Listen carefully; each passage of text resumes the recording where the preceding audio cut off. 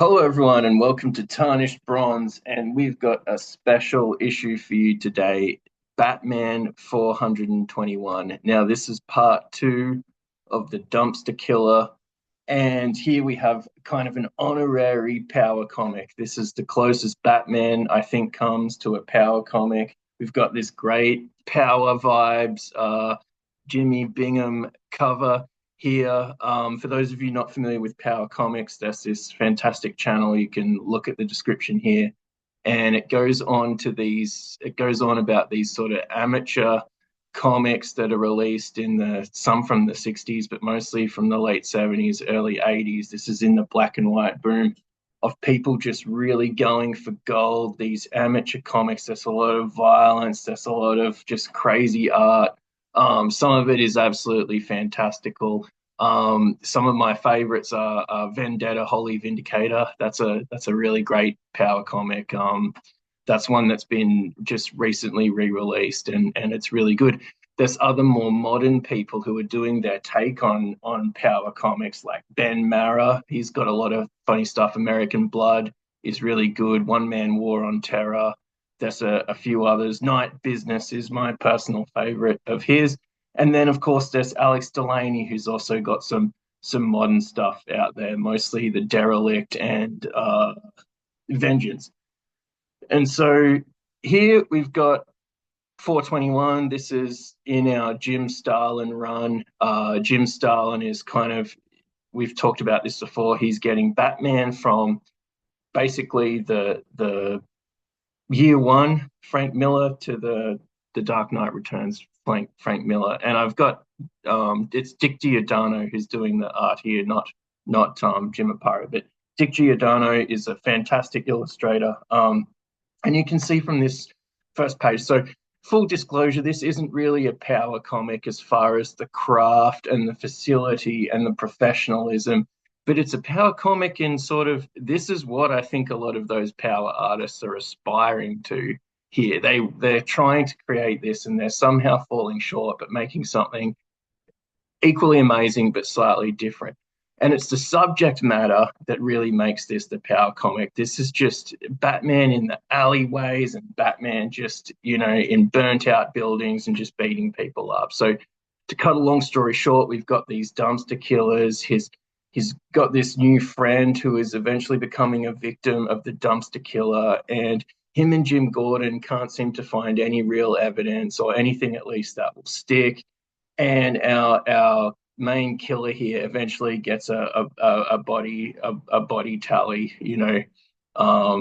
pretty high. So just immaculate drawings of Batman from Giordano, and just great with different characters, great with normal characters as well, just great angles, just really, really good. So the next sort of bit of it, this sort of alleyway kind of sleuthing, is really where we start to get the Power Comics vibes. And you can see Power Comics have a few tropes. One of them is sidewalks or footpaths and buildings with the bricks, and every brick just intricately detailed, and all of this garbage everywhere.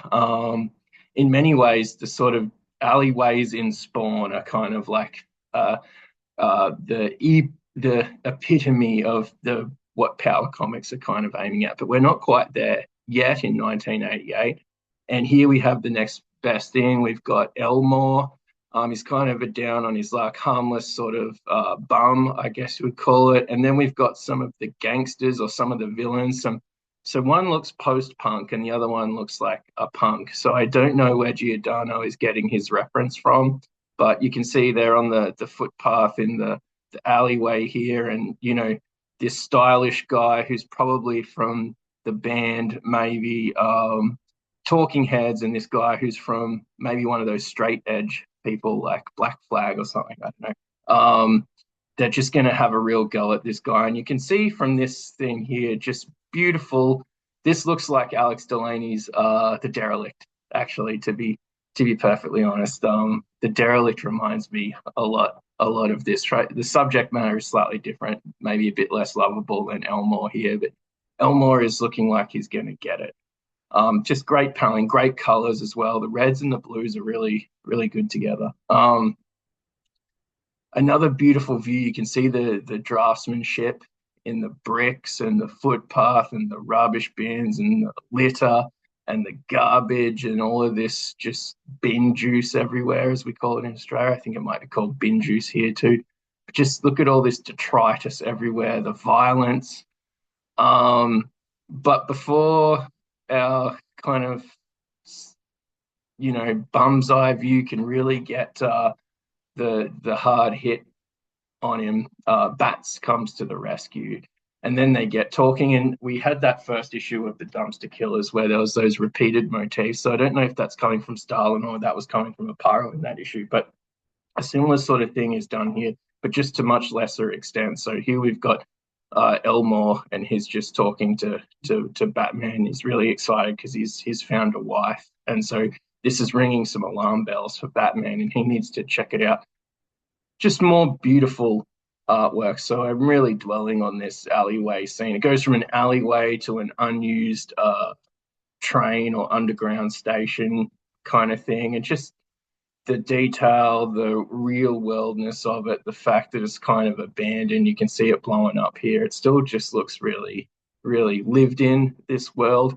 The one thing that sort of makes it not a power comic, I guess, is that true power comics, you can see it in the top left-hand corner. So this is a true power comic shadow, has the mortar becoming white or becoming the contrasted color, and whereas some of the shadows don't quite have that. But that's just a minor issue. And obviously,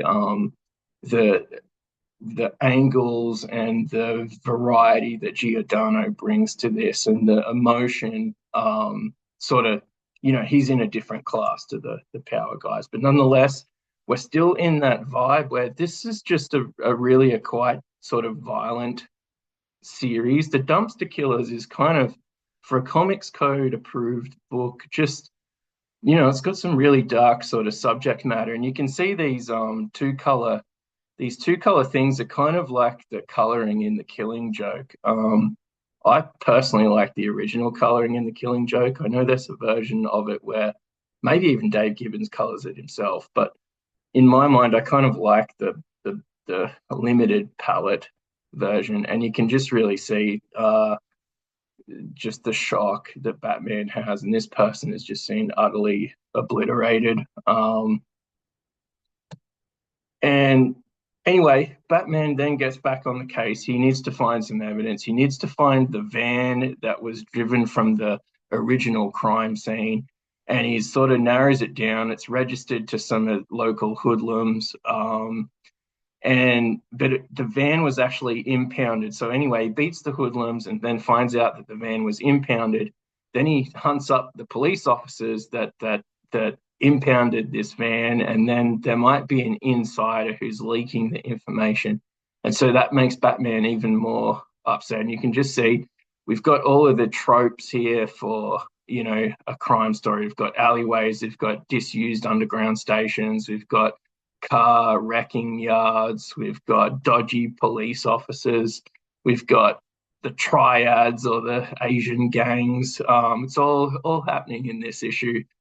And, but it's because it's a Batman comic and it's for kids. Batman has to stop his crime investigations and help this old lady with the mugging. That this mugger is mugging an old lady, and he has a revolver. So if you need a revolver to kind of overpower a geriatric, then you're probably not long for the mugging game. But anyway, Batman gets on the case. He finds his link. He finds this crooked cop, and it's too late though. It's all burnt, and I'm really a big fan of these all orange.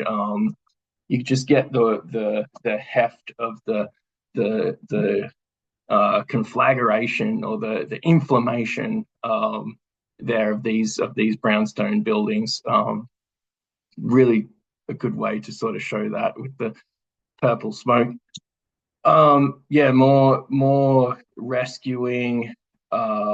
Just Batman is getting very frustrated. You can see that from this panel. He doesn't need to waste time on these dead people. He just needs to get out there and hunt this stuff up. And yeah, just getting very aggressive, very frustrated.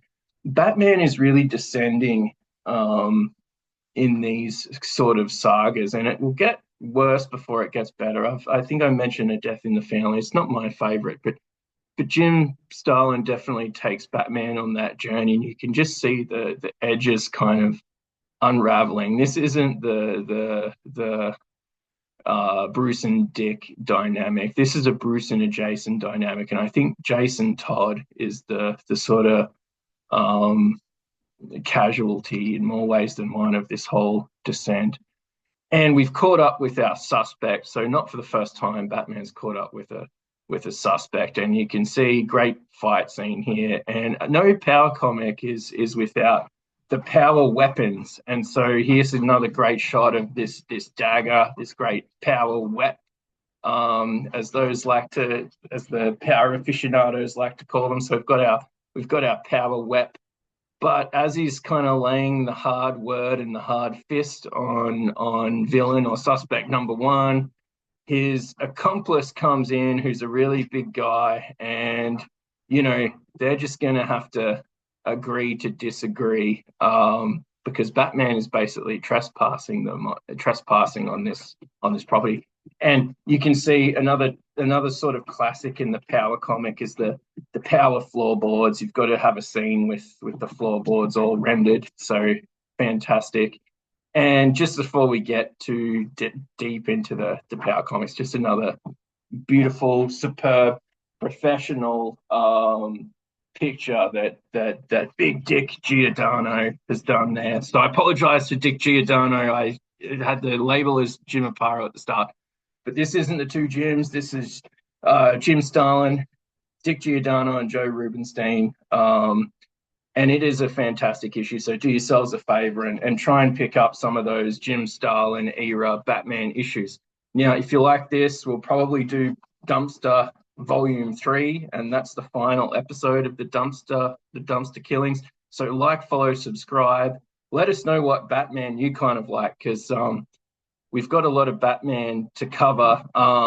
And maybe Patrick and I will do it. Maybe I'll just do it. But let us know either way. And yeah, thanks again for tuning in. And this has been Batman as a power comic. We'll see you next time.